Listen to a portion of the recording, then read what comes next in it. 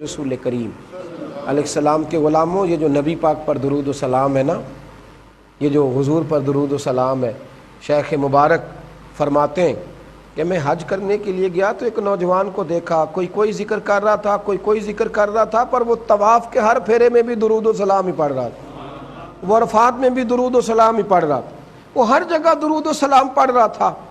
میں نے اسے کہا کہ بیٹے تو کوئی اور وظیفہ کیوں نہیں پڑھتا؟ تو کہنے لگا میرا تجربہ کہتا ہے کہ سارے اذکار ہی اچھے ہیں پر درود و سلام کی کیا ہی بات ہے۔ میرا تجربہ کہتا ہے، تجربہ میں نے آزمایا ہوا ہے، آزمائی بات ہے۔ کہا وہ کس طرح؟ تو کہنے لگا میرے حج کے سفر میں میرے والد کا انتقال ہو گیا تھا، اچانک ان کا چہرہ بھی سیاہ ہو گیا، تو لوگ نا گھن کرنے لگے کہ خدا جانے کیا معاملہ ہے کہ انتقال کے بعد چہرہ سیاہ ہو گیا۔ فرماتے ہیں پھر میں نے رات کے اندھیرے میں چاند کو چمکتے دیکھا، خوشبوؤں کو بکھرتے دیکھا، اور فرماتے ہیں کوئی آنے والی ہستی آئی اور انہوں نے آ کر کے نا تو میرے والد کے چہرے سے کپڑا ہٹایا اور پھر دست مبارک پھیرا تو چہرہ 14ویں کے چاند کی طرح روشن ہو گیا۔ فرماتے ہیں وہ کریم جانے لگے تو میں قدموں سے لپٹ گیا، میں نے کہا محبوب بتائیں تو صحیح یہ ماجرا کیا ہے؟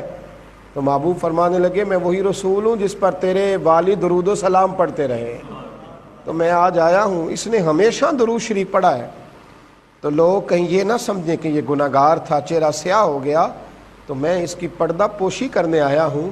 فرمانے لگے میرے والد درود و سلام پڑھتے تھے تو رب نے یہ درجہ دیا، میرا بھی وظیفہ ہے، میں صبح بھی درود پڑھتا ہوں، میں شام بھی درود پڑھتا ہوں۔ اور حضرت عمر فاروق رضی اللہ تعالیٰ عنہ فرمایا کرتے تھے تیری تو دعا بھی تب قبول ہوگی جب تو نبی پاک پہ درود و سلام پڑھے گا، تیری دعا بھی ترمذی کے لفظ ہے۔ حضرت عمر فرمانے لگے زمین آسمان کے درمیان تیری دعا معلق رہے گی، لٹکی رہے گی جب تک کہ تو میرے نبی پاک پر درود و سلام نہیں پڑھتا۔ حضور کیا کروں؟ فرمایا جب دعا مانگ رہی ہو پہلے اللہ کا ذکر کر، پھر مصطفیٰ کریم پر درود و سلام پڑھ، پھر تو جو دعا مانگے گا رب اپنے فضل سے قبول فرمائے گا، اللہ اپنے فضل سے قبول فرمائے گا۔ میرے نبی کریم علیہ السلام نے درود و سلام کا بتلایا۔ ایک صحابی نے عرض کی حضور مسجد میں کیسے داخل ہونا ہے؟ فرمایا مسجد میں جب داخل ہونا تو پہلے مسجد میں داخل ہونے کی دعا پڑھنا، پھر اپنے نبی پہ درود و سلام پڑھنا۔ حضور نکلنا کیسے ہے؟ پہلے باہر نکلنا تو پہلے دعا پڑھنا، پھر اپنے نبی پہ درود و سلام پڑھنا۔ ایک نے عرض کی حضور اذان ہو رہی ہو تو کیا کروں؟ حضور نے فرمایا اذان کے کلمات کا جواب دے اور پھر اپنے نبی پہ درود و سلام پڑھ، پھر اپنے محبوب پر۔ اور امام قرطبی نے لکھا ہے ایک نے آ کے عرض کی یا رسول اللہ صلی اللہ علیہ وسلم گھر میں غربت بڑی ہے۔ حضور نے فرمایا جب بھی گھر جا نا 3 دفعہ سورہ اخلاص پڑھ اور اپنے گھر والوں کو سلام کہہ، اللہ تیری غربتیں دور کر دے گا۔ عرض کی یا رسول اللہ صلی اللہ علیہ وسلم چھوٹی سی فیملی ہے، کئی دفعہ گھر میں کوئی بھی نہیں ہوتا، پھر کیا کروں؟ آپ نے کہا ہے گھر والوں کو سلام کہنا ہے، سورہ اخلاص پڑھنی ہے۔ تو حضور نے فرمایا جب گھر میں کوئی نہ ہو تو سورہ اخلاص پڑھنا اور اپنے نبی پہ درود و سلام پڑھنا۔